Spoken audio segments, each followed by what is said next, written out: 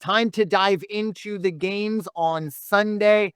One of my favorite days on the sporting calendar, that first Sunday of full NFL slate. Let's get it started with the game everyone is talking about. No, not really, but Raider Jim will. Like, yeah. Now you're like, wait, did we change the schedule? Even I'm not talking about it.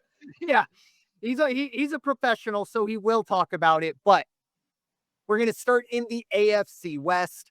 Of course, it will be the Las Vegas Raiders. They're heading across country to face the New England Patriots. Patriots are going to be 3-point favorites here. The over-under is 43.5. In terms of the money line, I added this to the sheet, so I'll throw those in there. The Raiders plus 135, New England minus 160.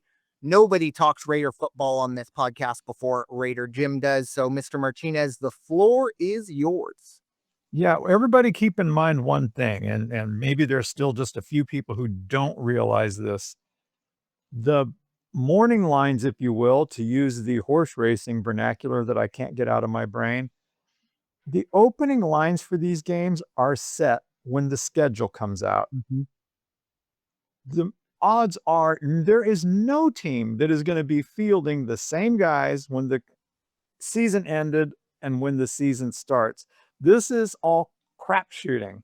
So, you take what you get. Of course, this is kind of an interesting game for me and actually for the New England fan base because you have Pete Carroll, Mike Vrabel, first time that they're coaching these new teams, and both teams went 4-13 last year. So I don't know, it's the battle of some sort, but I just don't know what the battle is. But 4-13, somebody's going to come out feeling a little bit better than they ended the season last year.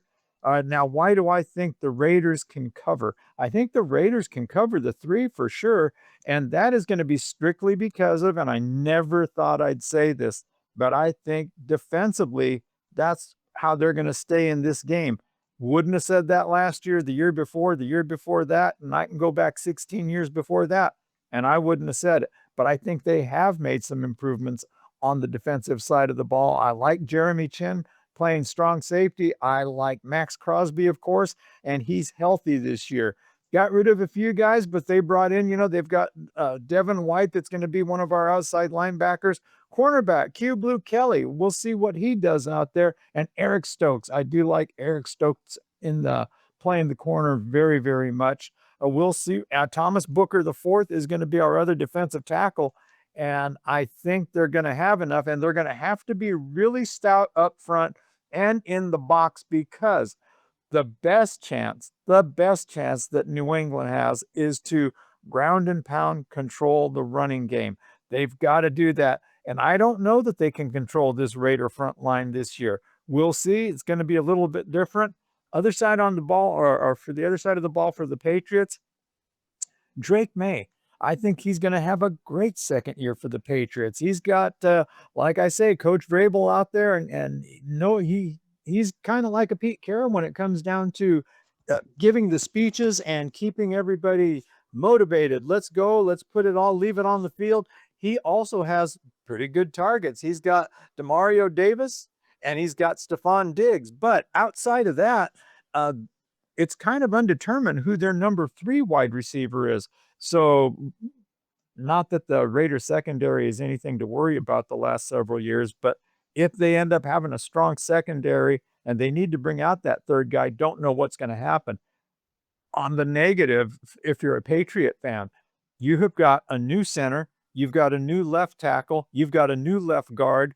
And again, like I said about Dak Prescott over in Dallas, do you really want that young of an offensive line protecting the blind side of your quarterback? I think that could be detrimental to this team. And that's why they may not be able to put it up as much because they're going to have to rely on that running game. So give me the Raiders to cover this one at 3. Give me half a point. Give me 2.5. I'll take it. But give me the Raiders.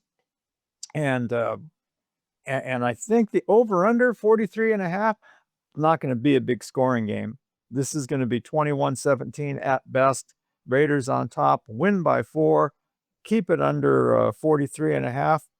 We got a winner. Yeah, I agree with the under there. I think two offenses that maybe, one of these offenses maybe by December will have, maybe surprise some people, but I think both of these offenses is going to take some time. You will not find a bigger Ashton Genty fan besides myself. I mean, watching him at Boise um was a treat. And then to see him go to Vegas, which I think is a great fit for him in what they want to do. Not only do I like that about the Raiders team, look, I'll put my bias out there. I'm a huge USC fan, so you can very easily connect the dot where I'm going next. I love Pete Carroll. I think Pete Carroll can come in, and I think one of the most overused phrases is change of culture in football. I think it's used way too much. And maybe sometimes it is true, but a lot of times it's no, they just got better players in, or the coach wasn't that dysfunctional. He was a little more simplistic. But I really do believe, in no shade towards Antonio Pierce or anyone who has come before Pete. But I mean, going all the way back, maybe Callahan a bit, but going all the way back to Gruden 1.0, it's been a while since the Raiders really had that, not necessarily commanding, but everybody knew who was steering the ship. And it is Pete Carroll. I have, I think the Raiders are going to be a surprising team this year. I think they are a possible playoff team if the Chargers struggle. I think there's probably one playoff spot in the AFC West outside of Kansas City, and you got two teams that really feel good about it, and then the Raiders. But I really like the Raiders this year. And in this one, I think this is a perfect opportunity. You mentioned Mike Vrabel. Mike Vrabel is an incredible coach. Maybe at this moment, he may be a better in-game coach than Pete Carroll. I'm not sure. Possibly you can have that argument. But at the end of the day, this is his first run with the Patriots. And I understand it's the same thing for Pete Carroll, but Pete Carroll he's been in the game a lot longer than Mike Vrabel. I think the experience comes into play there. And the other side of the timing of this, we talk about, oh, it's a West Coast team. And I know Vegas technically is in West Coast, but it's Pacific time zone going cross country.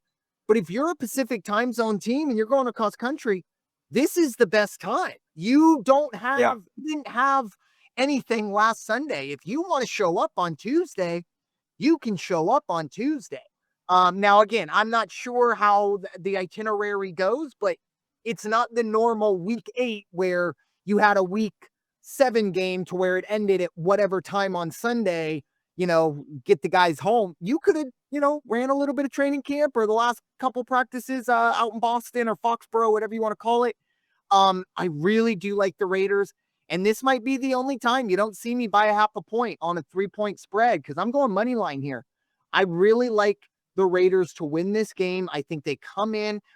Last year, we saw the Raiders take down the Ravens, and it wasn't week 1, but it was early on. But we did see the Patriots take down Cincinnati. I think this is kind of the same game that's going to now, even though the Patriots don't have the same expectations Cincinnati did last year. But I think this is a game that makes everyone go, oh, that's right. Pete Carroll can still coach. The Raiders are a very good defense, at least on paper.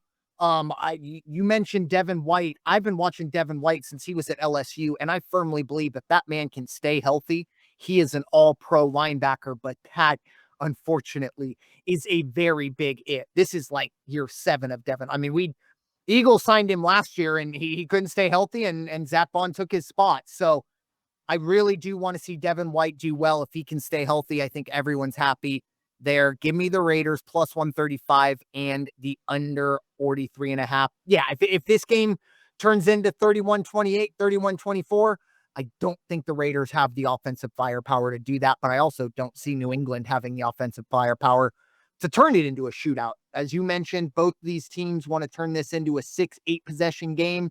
Both sides run the ball, pound the rock, get out of there with a win. I think that's both teams' mantras going into it. Pound the under.